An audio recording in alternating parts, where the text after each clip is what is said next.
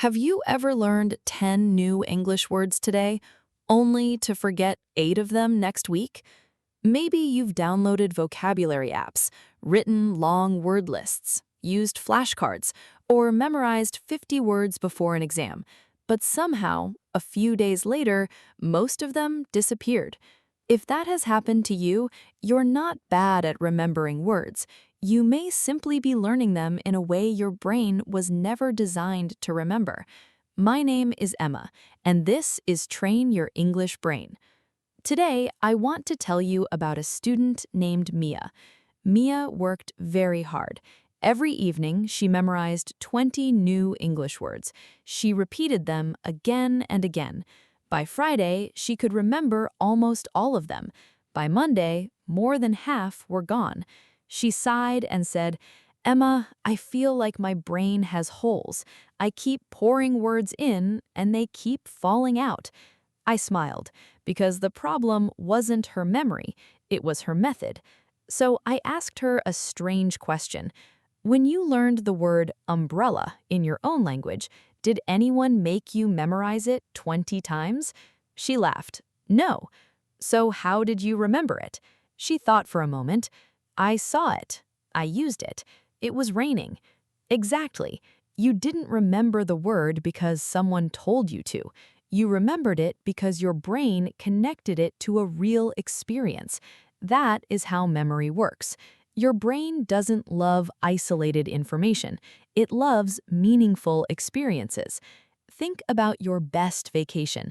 You probably remember the place, the weather, the people, the food.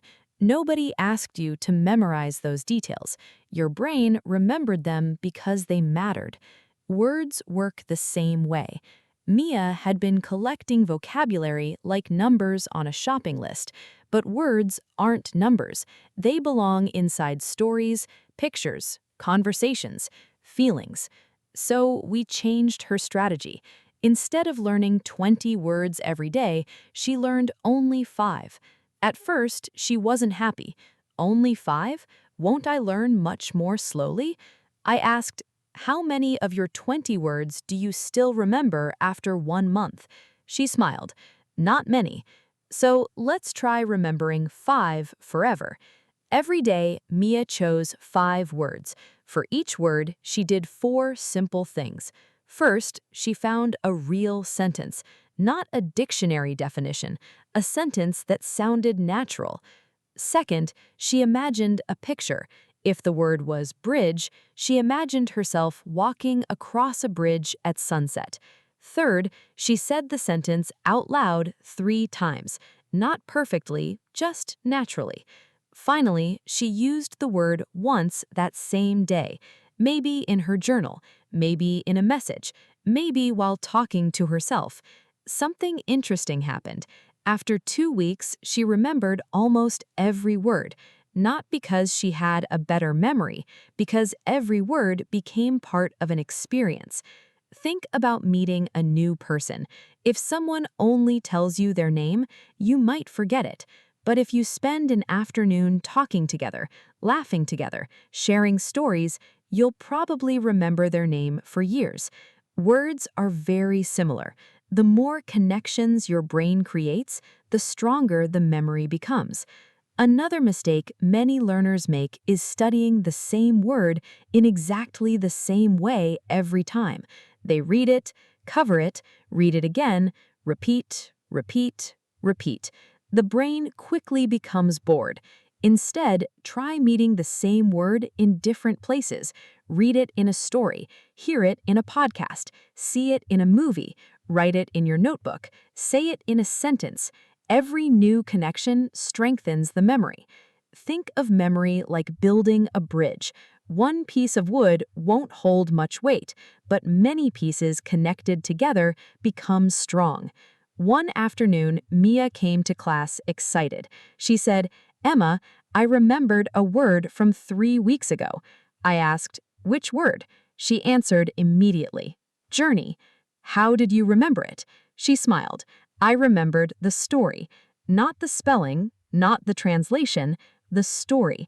That's exactly what I hoped would happen, because your brain remembers meaning better than memorization.